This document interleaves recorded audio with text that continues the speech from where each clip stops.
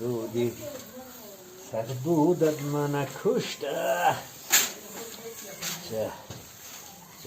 نمیرم دیگه درس نمیرم. من دیگه درس نمیرم. من دیگه نمیرم. نمیرم. دیروز فهمیدم سیفوی ما چی کتام. نگردی حتی تموم. اما شاید سیفوی امی گفتم سیفوی بسیار میگه. فهمیدی؟ آبا چم چی گپه؟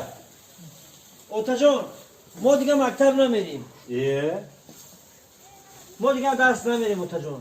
برای چی؟ هر روز همه همسیفای ما هر دیمو را هر گام میگه که شما اکاو دودار نیستی.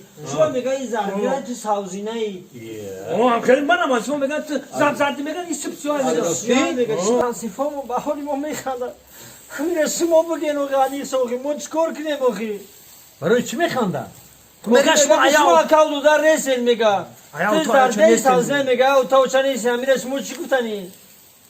اینا چطور پرسیدن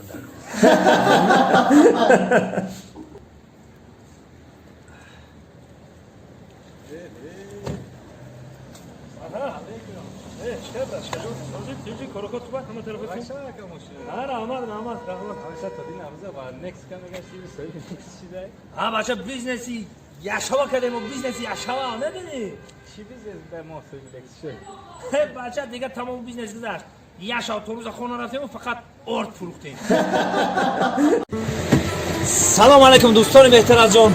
یکی از شرکت‌های پیشرفته شهر مسکو شرکت موحیدین برادر قدردانی ما با آن همین ماشین‌هایی که در نزد شما ایستاده است گرانیتسا میبرند میارند در خدمت خلق خود هستند. کسانی که از نام شرکت موحیدین شما را دروغ میگویند و فریب میکنند باور نکنید. مرحمت ماشین‌های کشوتی بر هوا مترو واتنی استادیوم مرحمت بیایم با آفیس البته با طوری موی سری شما اولش خدا آخرش خدا جواب نمیدم.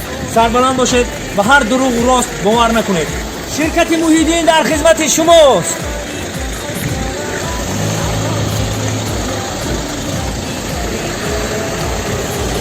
Katanakan biaya ailasiya apa igal zombie ma metiyo mashnasiya